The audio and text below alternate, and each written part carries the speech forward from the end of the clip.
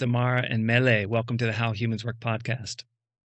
Thank you. Thank you. It's nice to have you here. It wasn't on my bingo card this summer at the end of the summer to be interviewing. I guess I would place you in the dance community and the artistry of dance primarily. Is that fair to? I know you do some other things as well.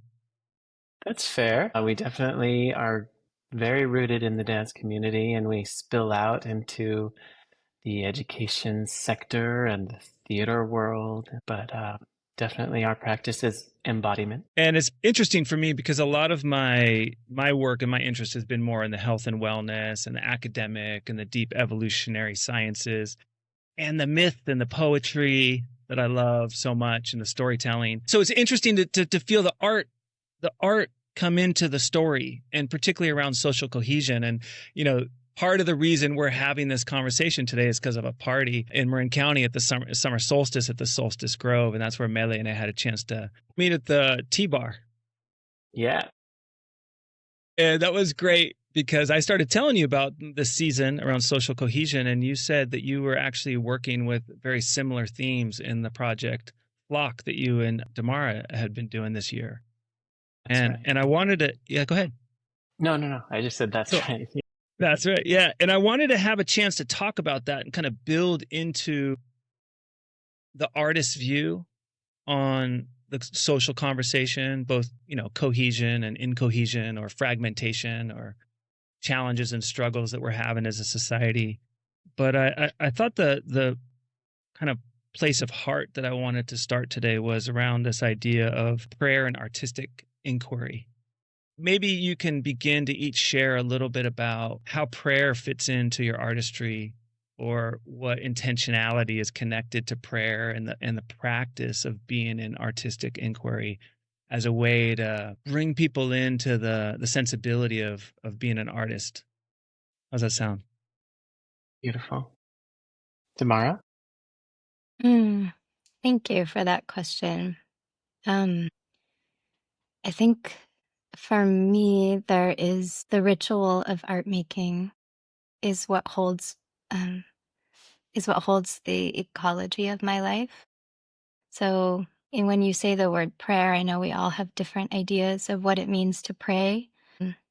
But I think there's something in me, intrinsic in my pull towards art making, that is not about product, but is about the process. And I think prayer is also about process. It's about asking, about yearning, about longing, about questions. And it's intimate, and it's very close to the heart of what it means to be alive and to feel whatever tenderness is arising. So I think in that way, the process of art making is both a personal prayer and a space to create a ritual that others can bring what's alive for them in their bodies and their lives and their hearts. Yeah. Beautiful. Yeah, Damara and I have been working together for about 20 years. And early on, we met in dance studios and dance companies. And I had come from sort of starting dancing in the festival community and the rave community here in the San Francisco Bay Area, and also in ritual in West Sonoma County around a lot of goddess women. And that's my childhood. That's how I grew up, and that's how I came into dancing. And when we first met, Damara and I were, we were in dance studios where we're practicing standing on one leg and doing turns and partnering and really looking at dance technique in that technique-y kind of dance way. And one of the first things Damara shared with me about herself when we first started becoming friends is that she grew up doing dances of universal peace in Northern California. And I was like, oh, there's like a kinship and a spark here, or a similar root maybe. And then we were in dance companies together. And while we were touring these works and doing, the hard work of being a dancer in a dance company, just like traveling, touring, staging the shows, performing the shows, and going to the next tour, we would find time to sit and sing together in our hotel room. And there's one like really strong memory I have of this amazing tour we got to do in Norway, where we were performing. Most of our work is performed outside, and A lot, thankfully, is performed in nature. We're called to do this performance in a fjordal lake on the cliffs on each side of the fjord with Norwegian singers in historic Viking boats on the water. And so one of these days before we were going to work, we were staying in a house on the shore of this fjord, and we went to the shore and sang together these songs that we were just writing, singing for ourselves, not to rehearse or anything. And 5 swans were just floating by on this shore in Norway, and we were singing to the water, to the swans, and to ourselves. And that was our time off of work. And I feel like slowly over the last 20 years, we're looking at like, how do those two things, the singing for ourselves and our souls, and also this sort of harvesting the art and turning it into a performance to share with audiences, how do those two realities get closer together and kind of become one? Yeah.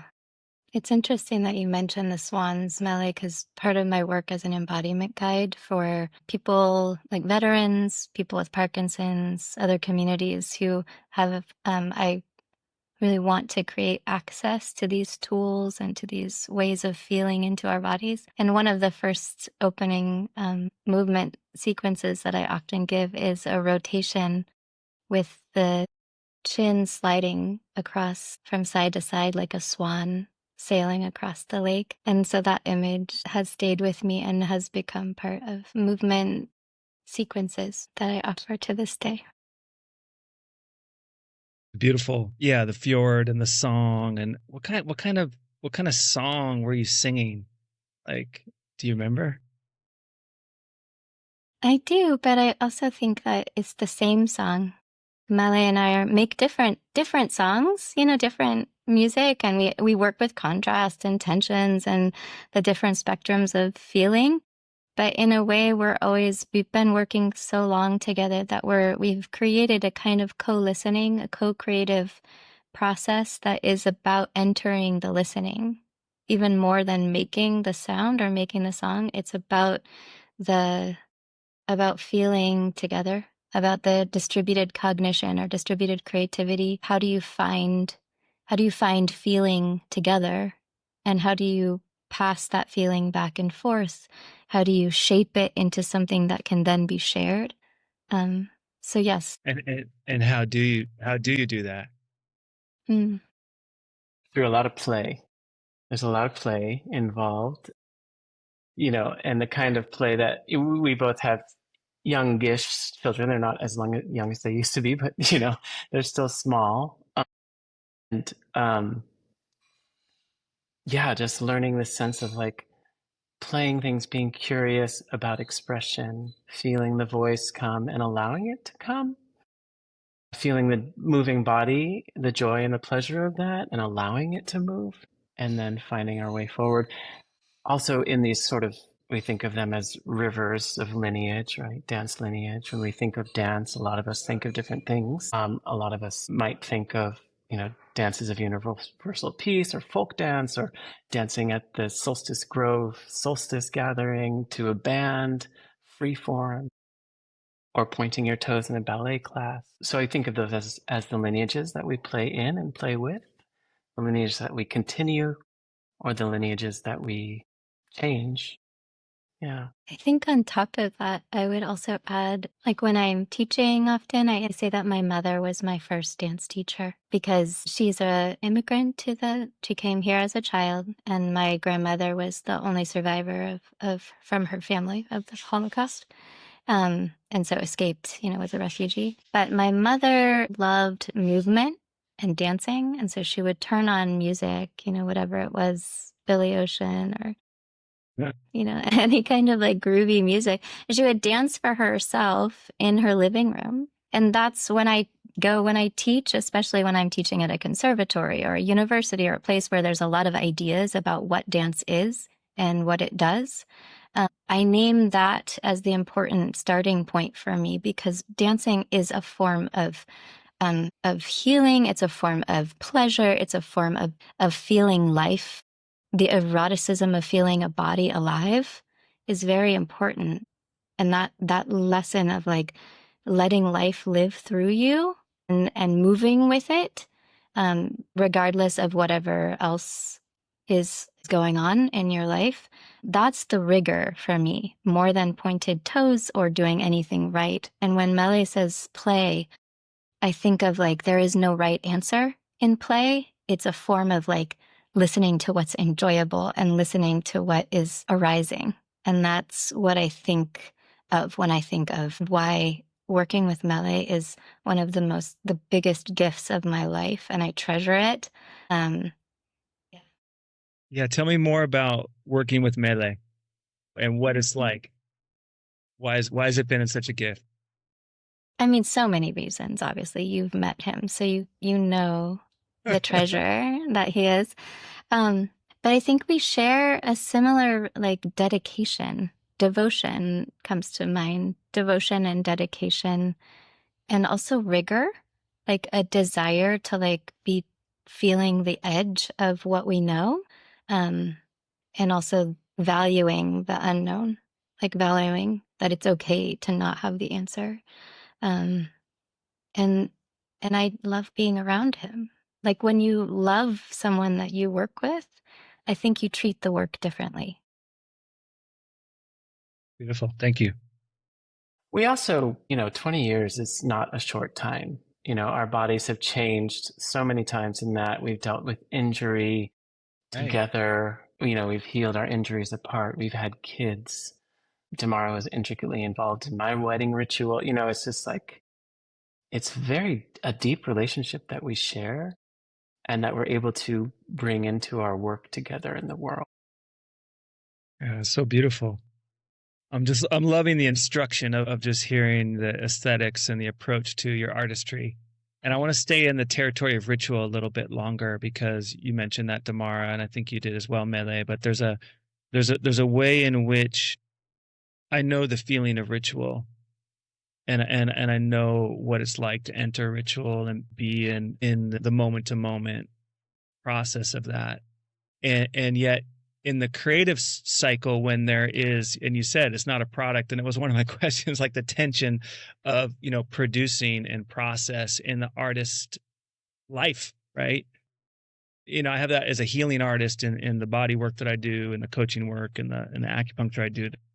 There is a result goal needed for people's bodies, and so it's not all just process or what or discovery. But let's tell me more about the relationship with art as ritual. Maybe in order to open that, where is that lineage for each of you? Where you made that contrast from the technique, the performance, the high touring demand careers into song, swan. there's this other feeling which was so beautiful. Wow, that's a big question. There's definitely in the Bay Area, we share a lineage with dance artist legend Anna Halprin, who talks a lot about ritual, had a dance home, a dance deck, a very famous dance deck in Kentfield in Marin County. Created a lot of ritual that kind of bridged into the concert dance space. And so that is, a huge teacher and sort of a mother to a lot of us. But when I think about ritual, like I think of the everydayness. I think about how performance is kind of approaching a portal and walking through it, approaching a liminal in between space. And sometimes the ritual of that is, when I was younger, it was putting on eyeliner in the dressing room of whatever theater I was in. It was like this ritual, putting on eyeliner, led me to actually like then invoking my grandfather before waiting in the wings to go on stage. And then walking on stage, and the somatic rituals of listening into the body. That as much as I'm shaping space with my visual dancing art, I'm also shaping an interior space in myself. And how do I feel my lungs? How do I feel my intestines while I'm dancing? That internal sensing is also the ritual for me. So when I think about ritual, I do think about everyday actions that lead me to a portal. Yeah, thank you, Mele. I think all of that. And then I'm also thinking about, you mentioned, Jef, like you have a responsibility to the people who are coming to your practice. You have a responsibility to their care and to their experience and to their, I'm imagining that, you're following their longing for a change, for something to shift, for to experience something. And that's the same as when we're creating performance. We are not, we're not trying to direct their experience, but we are trying to curate an opportunity for them to have an experience, and knowing that each of their experiences will be different, and that an audience is a participant in what's being made in that moment in a performance. It's very live, it's very real, but there's a lot of preparation also, right, that goes into that. And so the rituals are also a responsibility for me to make sure that I am dowsing for feeling in my own self, and I'm hopefully allowing or trying to allow for the artists who are involved in the project to also be able to find deep kinetic awareness and sensibility in their own selves, so that can also be shared cohesively and meaningfully with other people. So that is also part of the ritual, is like, what are the ways that we can be together in our bodies, in our exchanges, in the room, that are going to bring this inquiry, this research, these ideas, these feelings, that are going to bring that into a state that can be shared. Not just the production levels need to be high, of course, for that, but the feeling in each of us as artists needs to be very clear and responsible to that experience for others as well. That also makes me think about how we shape the architecture of the containers we're creating, because a lot of our work is site-specific. We're not working that much in theaters anymore, Damara and I. We're creating spaces, and we're creating and inviting audiences into public space, into wild space, into a reinvention of a retail space right now, the Are You OK show that's running that Damara is performing in. We've installed an immersive atmosphere inside an empty retail space in San Francisco. How we shape ritual, how we convene, how we set an audience free inside a container that we've created, or sort of a porous container when it's in public space. How we decide the audience is going to sit over here, they're going to be in a semicircle, or they're going to be in a full circle, has really informed the way I think about theaters too. Now I go into a theater and I look, oh, this is a ritual space, right? The audience is in a semicircle, and what's completing that circle is the space the performers inhabit. So yeah, that's been a lot of fun to think about the architecture, what kind of artistry there is in creating convening.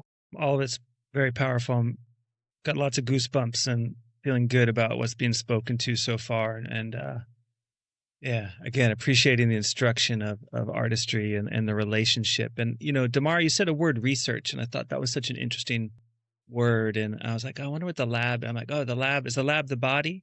What's the lab for you, or what's the laboratory of artistry for you?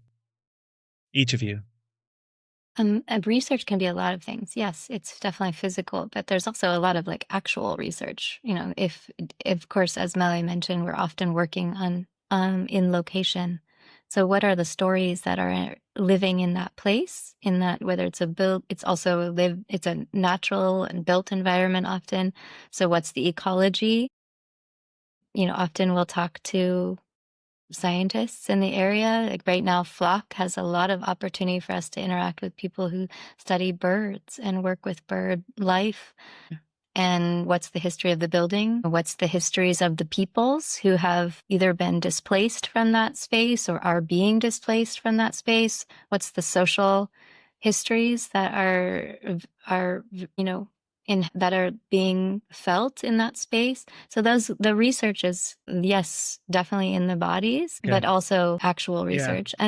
And also, Mele and I, as you know, when you do, there's also the aspect of how do you support these projects? We write grants. So we have to understand what it is that we're speaking to. So there's a lot of research also around ideas, critical ideas. Very cool. Maybe we jump. Go ahead. Yeah. Yeah, I was just going to add, when I think about research or that word, I think about what am I learning? And what am I learning with Damara? What do I get, what do I have to like call her to integrate after rehearsal? And how is that, what is that learning? And a lot of it is about relationships, because everything we do in our dance careers is a collective endeavor. And it's like every group, every project is a social endeavor. And there's always challenges and there's always opportunities to ask like, wow, why did that interaction go that way with this person? Or how can we better support this particular dancer so that, they feel comfortable here? Or what's going on with conflict right now? And so, yeah, I really hold dear my relationship with Damara because we can process those things with compassion. But yeah, every project is a collective endeavor, and it's, as you can hear in the way we talk about our work, we approach it with the most heart as we can and the most care. And we're also bringing people to their edges, literal edges on the edges of buildings and cliffs, and emotional edges, what it takes to be witnessed and to be seen. Yeah. Appreciate that. Feel like we're close because you talked about spaces. We started talking about Flock, and I know that Flock premiered in Arkansas, right? So maybe that doorway is of attention to spaces, use of open nature spaces and location, and being with the research of histories, and and this idea of social cohesion. And I think we'll maybe get to a little bit later the idea of you are working collectively, and it was in my mind before we came onto this call that the process of cohesion and the collaboration of an art group is probably a major learning that you all know a lot about, each of you know a lot about, and that you have things to say about group process or group effort, or but let's keep that in the parenthetical and just know it could be there, and if it comes back out we'll pick it up. But let's go towards Flock, because that was the thing that I started talking about social cohesion. You're like, I'm right there, I'm right with this story. So tell the listeners the story of what Flock is, how it came about, Arkansas space, what the story of Flock is, please. Well, I guess listeners should know that Damara and I work in a company called Bandaloop. And Bandaloop is a vertical dance company, which in most simple terms means that we use rock climbing gear to make vertical surfaces our dance floor or dance wall. Usually walls, sometimes free hanging in space, all of the time off the ground. We also make a lot of dance on the ground, but in particular, Bandaloop is bodies flying on the sides of buildings, cliffs, bridges. And so there's this aerial component that lends itself very well to this theme of birds and bird migration. This project Flock has a root in a previous project called bird strike. And bird strike is a technical term that comes from when birds fly into an airplane or a building and usually get very injured or die. And we're thinking about birds, migrating birds, specifically birds on the Pacific Flyway, because we live here. The Pacific Flyway is a super highway of bird migration that goes from Alaska all the way down to Argentina, to Patagonia. Massive bird migration along these lines where we live in San Francisco. And we were thinking about how these ancient lines of migration that have been going for millennia, and then a building, a skyscraper will sprout up in 2 years, and a bird on their ancient migration path will collide with it. Do they collide with it? Do they see their own reflection in the window? Do they build a nest on the building? So that felt like a really ripe and fertile sort of inquiry to make art around this idea of the ancient meeting the modern and the collision, the possibility for collision. And that brought us to our own migrations. And Damara and I both have mothers who came over on boats to San Francisco. Damara's from Chile, my mother from the Philippines, and they were 5 years old. They were both 5 years old. And so, yeah, this idea of family migrations and how we got here, sort of interweaving with the ecosystemic bird migrations and sort of the ecological justice or beauty and just isness of birds migrating. And of sort of trying to bring that to sharing our own migration stories. And I'll let Damara take it from there. No, that was beautiful, Mele. I think whenever I hear you speak about bird strike, I also think about like we had spoken a lot about how like both of those migration stories of our parents were really shaped by the impact of war, and how that impact then carries on through our own, intergenerationally, so that there's this like real impact that has happened that I think as an artist and as a person who feels responsible to my lineage, that flock has been an opportunity for me to ask questions around what does it mean to like offer story and meaning back, to offer that to what has happened, what was lost, or what was let go of in order to be here. And also to know that like my being here right now comes with the responsibility of trying to create a way of being together that is an antidote to the things that war has left us, not just war, but all kinds of ways that humans have treated each other terribly. So like, what is it that I can do as an artist and to create experiences and gatherings and ways of being together that feel like we're co-creating something different, a different kind of being human together. And so that felt like when Mele invited me into creating Flock with him, I just felt so grateful for that chance to think even more deeply about that question. So Bird Strike toured. It started in Santiago, Chile, in the center of the city, in the constitutional plaza of the city, in a civic, deeply meaningful, thick with history, civic town square, where we performed Flock. Bird Strike for the first time. Then Bird Strike went to Los Angeles, and then it went to Redding, California, where the Sundial Bridge is. So we're kind of going up on tour, going up the Pacific Flyway. And when we got to the Sundial Bridge, there were actually cliff swallows that were nesting in the bridge that had migrated there from Argentina. So it was very special, very magical. We collaborated with two amazing musicians, Destiny Wolf and Ben Yudvakis, and they wrote these incredible songs of their bilingual or multilingual songs, sung a lot in Spanish, and helped to tell the story of Flock. So these songs, and every tour stop, the composers would add a new song. And so we started growing this song cycle, which then turned into Flock. And we brought Flock through the opportunity of Crystal Bridges Museum commissioning the work at a place called the Momentary, which is a repurposed craft cheese factory, a shelf-stable cheese factory that has been turned into a contemporary art center in Bentonville, Arkansas. And there in residency, we're able to work with the Ozark Bird Conservatory and this bird expert researcher named Mitchell Pruitt to help us understand local bird life and also general migratory behaviors of birds and integrate that into the show. We also worked with a chorus, a choir of, I think, about 25 students from the University of Arkansas. Destiny Wolf, who's our composer, is an amazing circle song facilitator in the tradition of Bobby McFerrin. Destiny sings with Bobby McFerrin in their band Motion right now, and they just get on stage and just improvise circle songs and then include the audience and lead. And Damara and I thought this was a beautiful, exemplary form of what flocking can be, flocking our voices together. And so part of the design of the tour is that every tour stop, Destiny would also lead circle singing and integrate, if we can, if the community and the budgets all allowed, we would integrate community members in circle singing in the show, in the performance. And that's what we were able to do with these University of Arkansas students there. So there's this amazing component of singing in Flock as well.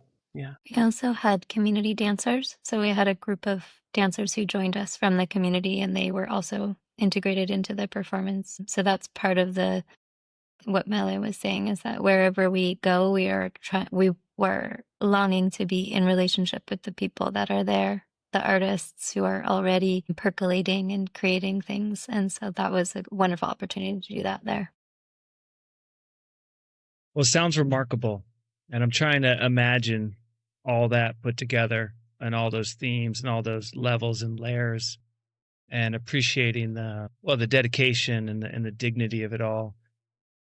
Can you perhaps give each a place where the reality of the shows coming to life, particularly Flock and the migration, maybe you saw something that landed for somebody, like a story where of impact, or a way metaphor of bird life, or a reality of bird life touch the reality of human life, or something back and forth in order to kind of pull me in to being there a little closer, than understanding the beautiful effort and creative inspiration and pieces that were all collaborating there. There's lots of stories. I think everyone responds uniquely, but I think I'm thinking about the way that children respond. Specifically, I love the way all people respond, but children especially, they understand the need for wonder and awe. And so after these performances, they often want to come up and they don't really want to say anything to you. They just want to be near you. They want to feel your presence. And oftentimes, if they're small, then you can come down and be on their level. And for them, it's just like, flying is real for them. And I think that's still true in the hearts of the adults there too. And they have that sometimes similar responses. It's not even a question that they have or a story that they want to give, but they want to come into relationship with a human who has made it possible to feel and fly at the same time. I'm thinking a long time ago, this is not a Flock experience, but it was a meaningful experience for me. We were performing on a building that was proximate to a cancer treatment site. And a woman would come for the week that we were there. She would come to rehearsal every day. And at the end of rehearsals on that week, I finally made it over to say, "Hi, I noticed you're coming." And she was like, "I'm receiving cancer treatment and this is the medicine that I needed." So there's that element. I'm not sure if that's exactly answering your question. No, it's good. It's great. It's beautiful. Yeah. Mele, do you have memories of things that people have shared after?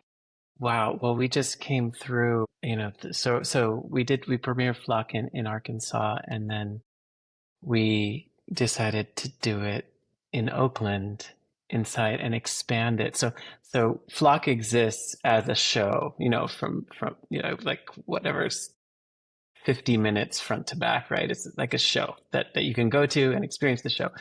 In Oakland, what Damara and I imagined doing was exploding it open, spreading it out over 4 weeks, starting with a ritual and ending and culminating, having performance, sort of open rehearsals along those 4 weeks, culminating in a sort of a showing of Flock.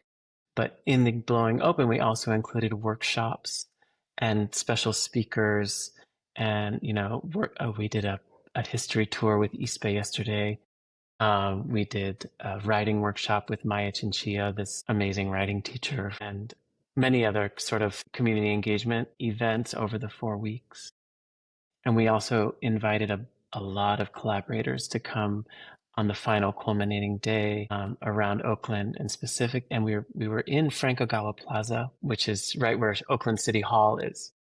And usually this plaza is historically a place of protest. It's where people gathered in 2011 for the Occupy movement, camping out there. It's where, the general strike of 1947 of Oakland, where 100,000 people took to the streets for a day, was started right there in Con's Alley, which is at Frank Ogawa Plaza. So we gathered and offered a migratory performance around the plaza and included guest speakers, and we called it Somewhere to Oakland. And the Maya Chinchilla, who I mentioned, taught a writing workshop, also shared a poem. Maya's family is from Guatemala, and she shared her father and mother's immigration story in this beautiful poem that I got to dance to. So I was on the wall dancing while Maya was delivering this poem. And I remember the first rehearsal, Maya being able to say this out loud through the microphone into,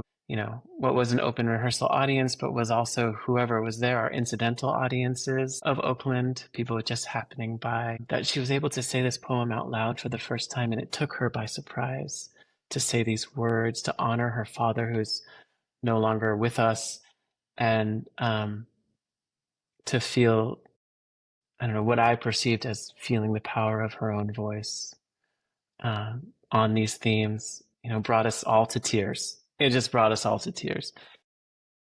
Like at this time, I think when we were starting this project 3 years ago, we weren't thinking that immigration, we're going to meet the hot immigration political moment with this artwork. We were just like following our hearts. And it really wasn't about that. But to be in the plaza, to occupy public space that is a space for protest, and to tell our stories, to beautify and humanize the migratory experience, and to celebrate migrating people right now.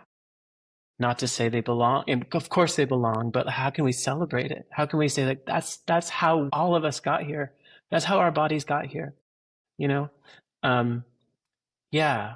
So in some ways, we are in that liminal space between art and protest. Yeah. Yeah, I think we're playing with social choreography. Like, how are we choreographing how to be together? Oh, both those are very moving tales. I really appreciate you sharing them. Got about 3 minds right now. I'm going to go with the word social choreography and just make a personal commentary that the choreography that's happening in this administration is like the opposite. It is choreographed, it is ritualized, and it is divisive. Awful. Yeah. And it's awful, and it's harmful, and it's a parade, and it's intentional. And I'm really glad there's people like you in this world walking in it and doing the things you're doing. So thank you so very much for that. Really. I it's a little heavy bringing in the immigration, but I do want to talk about the flight aspect of your theater, your dance. Like I was like, I'd heard of Bandaloop. I did mention I was in a circus troupe in college in the 90s and did some stilt walking theater. I think I told Mele this, but we toured Ireland and England and had an amazing journey. And Circus, you probably know Circus a little bit. I've seen some of their work. Anne Reeve has done an amazing job just bring it to a real circus, but it was very grassroots at that point. I started paying attention to Bandaloop and getting ready for this, and I started just watching these videos of what you do, and I don't think listeners can fully appreciate it, and I don't think even I fully appreciate it until I really watched it, and it's like watching someone mostly I've seen the industrial, like city urban version so far, on a wall in a city dancing like they're on the moon, because they're the buoyancy and the lift at that angle of gravity is like, it's phenomenal. And I absolutely loved, and I'll put it in the show notes, the performance at St. Paul Cathedral, which I have a connection to. My wife's English, but love London. And the contrast of the colors and the statues and the facade, I was just like, I was crying. I was like, this is so beautiful. I mean, it's such a remarkable expression of bodies in space. It's so unlike anything else. I gave my intro to it. Why don't you build on it a little bit more? Maybe talk about some of the challenges. I don't know if I could comfortably dance at an angle 80 feet up off the air, but give us a little bit more sense of what that is. Well, I can speak to the fact that I am so grateful that the founder, Amelia Rudolph, decided to try this experiment. She's an incredible person who brings so much joy into the experience. And when Mele took on leadership, artistic leadership, became the artistic director, he'd been in the company alongside me even longer than me. So we'd been in the company a long time. And then I took a break to have children. I couldn't tour the same way, and then have recently returned with Mele. But he also brought our lineage of dance theater. So we both have worked in, so those two, now the Bandaloop that we're exploring now has that incredible way of creating magic on the side of buildings or cliffs or things like that, while also really being honoring and being dedicated to story and meaning making, the way that dance theater has led us as well. So I feel really grateful to be in Bandaloop in this moment, honoring both of those expressions and lineages and finding ways of, yes, how do we tell a story about what it means to be human in these environments. And when you talked about St. Paul's Cathedral, that was a special building also because we were on a building that has deep histories. And there are places that we were dancing that were these alcoves that we were like really challenging to land into. And I actually had missed this part of my research. And it's something I'm glad that an audience member came up and said, those used to be filled with statues, but in the war they were bombed out. So there has not been an image in those alcoves until this dance, and that is incredibly powerful. So I think that the idea for me of being able that the dance is a dowsing of the moment. It's a dowsing of the moment that also honors everything that has been there before and has occurred before. And so Bandaloop is an opportunity to do that in so many different environments and in so many different ways. And I really appreciate the artistry that Mele is bringing to the questions that he's bringing to that work. Yeah, thank you, Damara. Yeah, technically, it's not like other dance companies because there has to be these like really deep and logistical partnering across sectors, right? We're dealing with building managers, with historic preservationists, with municipalities, with traffic police, because we're on the streets and we can distract drivers really easily. So there's this inherent in our art form are these cross-sector relationships that make it possible. And so we have an amazing producer we work with who really can speak across these sectors to propose these wild ideas that Damara and I have. Like, you want to do what and how are you going to do that? But Bandaloop started in 1991 by Amelia Rudolph, who was audacious in the best way to keep asking the questions. Can we do this? Can we take it higher? Can we take it to a skyscraper? Can we take it to the Seattle Space Needle? Can we take it to a fjord in Norway? Can we take it to UNESCO World Heritage Sites? So over those, what's now almost 35 years, we have gained this track record that, we have, so much experience, so much knowledge on how to do this art form in a, of course, beautiful and celebratory, but most importantly, safe way. Safe for the performers, safe for the site, safe for the community. So yeah, that's a pretty magical part of how these baskets are weaved. And then we work with riggers, climbing professionals, rope access professionals who set our ropes. And that is, as much of an art form as the dance, of course. And I think that's often overlooked. Like, these riggers have to be really creative on how we can put the ropes in a place that are, what we ask for as artistic directors, Damara and I, but also what works for the building, and what is, at the end of the day, absolutely triple checked and safe for our dancers. I guess the curiosity part of me just has to ask about being on the side of the wall dancing. Can you describe the transition from the horizontal world to the vertical world? And then once you found some level of mastery, what was waiting there for you, each of you? I remember when I was first auditioning for the company back in 2002, I was telling my friend who was more familiar with the company than I was, and I had never seen the work. It was before YouTube. There was this tiny thumbnail of the company video of them dancing at Yosemite Falls, and I was like, wow, I'm about to audition for that. And I remember my friend saying, yeah, they make it look like it feels good. And over the years, Damara can speak to this. We do, part of the practice of bandalooping, or this art form of rope and harness dancing, is pain. It can be very painful in different ways. And then once the body learns, how to work in that harness and how to be sideways and develop the musculature and the release and sort of the internal needs of supporting the body at a horizontal, where the only support is really at the waist. So, you're activating your sides, your QLs, your core. Once those muscles are built, the pain, goes away usually, and the dance comes forward. And also, scared of heights. I'm the director of a vertical dance company that tours and dances off skyscrapers, and I am afraid of heights. And there's, you know, what the body does at height at a place where, you know, it knows it shouldn't be. What does the body do for you when you're there? Well, now as I, you know, as I've my practice has always been okay, when I get that fear feeling, you know, like there's tightening, there's gripping in different parts of the body.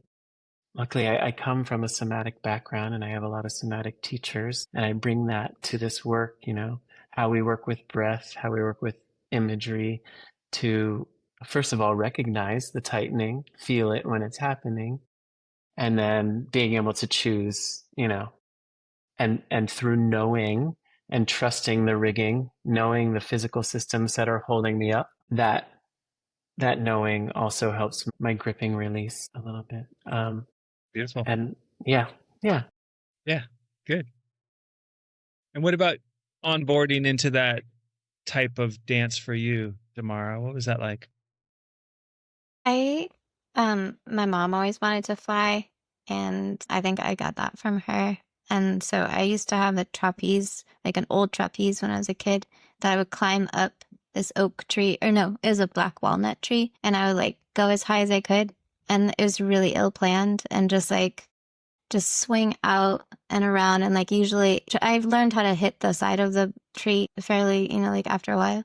But there is this like impulse towards wanting that sense, you know, craving a sensation of edge work, of like feeling the edge of release and engagement.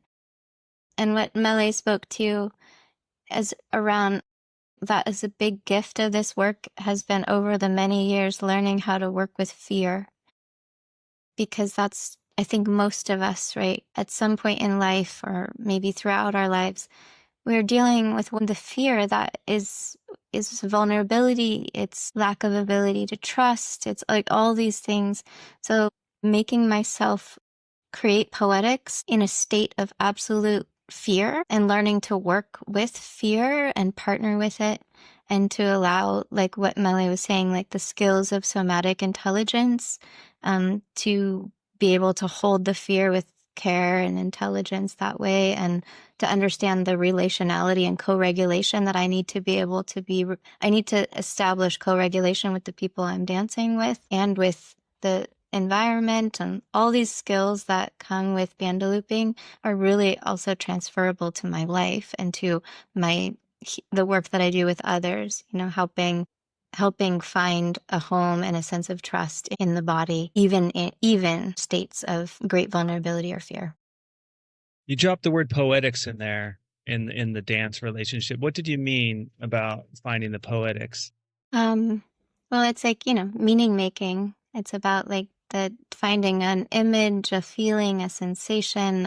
It's the way that we like poetry helps us name things that we can't name really in our lives, or it does for me. And that's true also for dancing, right? I'm finding the things that I'm trying to find and establish the feelings that need to be made tangible. A few, maybe it was last year, Damara introduced this idea that we can borrow each other's confidence. Like I'm going to borrow confidence. And maybe that's what you're saying. Also, maybe in the co-regulation moment, but I have this like very distinct memory of being in Mexico City with Damara, and there was this feature on the wall. We were about 200 feet off the ground, and we would swing over to this feature and perch on it and stand and take your weight out of your harness. You're still clipped in there, you know, totally safe. But the feeling of that when the harness isn't hugging your body and you're standing very high off the ground, I couldn't take it. I was like squeezing her arm, and she was fine, or at least she seemed fine. Like it's very different the way we dealt with fear in that moment. You're like, just stand up. I'm like, no, I can't. Just stand up. But but I was borrowing your confidence in that moment, Damara. You know, I was like, okay, we're gonna be okay. Yeah. I think that's how it works, right? Like that's how relationship works. Like this, like I borrow from you all the time, right? This kind of this sharing of like how do we do this? How do we do this living thing, this life thing, this working thing, this relational thing? It's like this passing back and forth and holding each other's moments. It's amazing. That's really beautiful. And it brings me back to the parentheticals around social cohesion and the cohesiveness that you're talking about in the sharing or the borrowing or the lending of qualities to each other.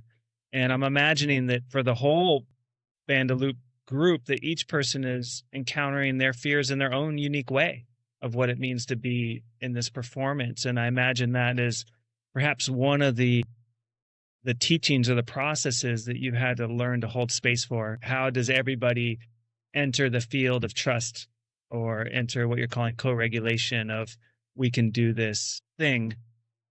How am I worthy of your trust? How do I show up in our relationship and in our moments together that make me worthy of trust? And knowing that the times, at least in my leadership journeys, whether it's in education or in these spaces, this is very important. That I know that I have missed the mark many times, and I know that I need to learn from every moment that I have not.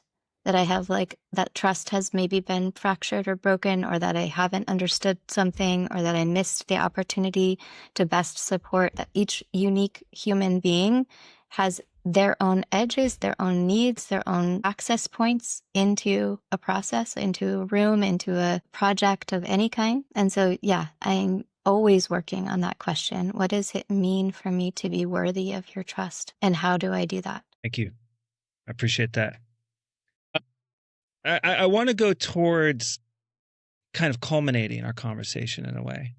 And the way I would offer a culmination is to really offer what being in a theater group, maybe, but more specifically, the journey of flock, right? And the lessons of flock, the 3-year project, particularly as it landed with this, where we're at as a country right now. What are the teachings for you around being cohesive?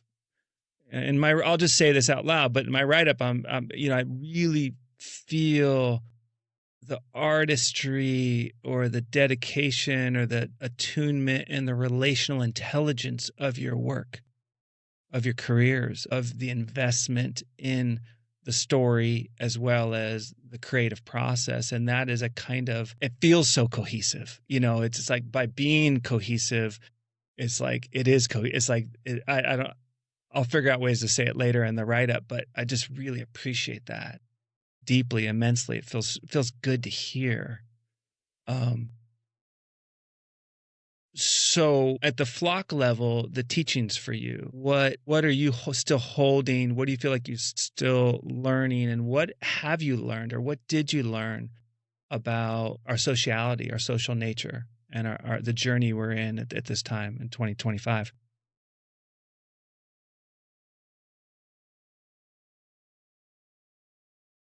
I feel like so much of our conversation thus far,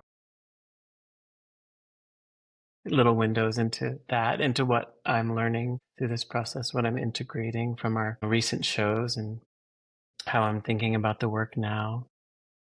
Yesterday, I was at ecstatic dance, and my friend had brought their 2-year-old to the dance. Everyone's dancing around, the music's loud, and I go up to say hi to the 2-year-old, and she just placed her hand on my sternum. And it was like a moment. I was like, how does this 2-year-old know to place their hand on my sternum and just have a quiet moment amidst this loud, sort of cacophonous dance that was happening? I didn't think that. I was just, experiencing this moment. Damara would talk a lot in their process about how we intrinsically know, how our bodies know, how our hearts know how to create belonging for each other, how to create welcome. And that question of how do we create belonging and how do we create welcome is what Damara asked, early on in the process. And that's been sort of a guiding question. And somehow it just lets my shoulders drop to think and believe that we intrinsically know how to do that. And we don't have to go to school for it, or we don't have to listen to a podcast, that we can. that it's something that lives inside of us, this ability to create welcome and to create belonging for each other and for ourselves. So thank you, Mele, for naming that. I think it's both a hope and a strong belief that we know how to hold each other. And I think that that's what's, like the ritual of a podcast. That I think that we get to hold each other in this moment. I get to come and meet you, Jef, and hear your voice. And if I'm listening, I know that we're creating something together. And that act of creating is also creating a sense of belonging.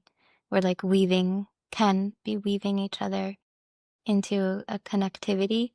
I think we all know how to do that. Beautiful. Well, thank you both so much for this conversation.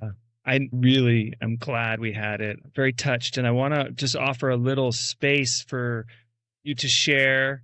Side note, knowing it takes me about 2 to 3 weeks to edit stuff. What's on the horizon that people might be able to engage with, or where is Flock coming back around? What else is happening for you with Bandaloop or other projects, and how to stay connected to this beautiful work you're both doing?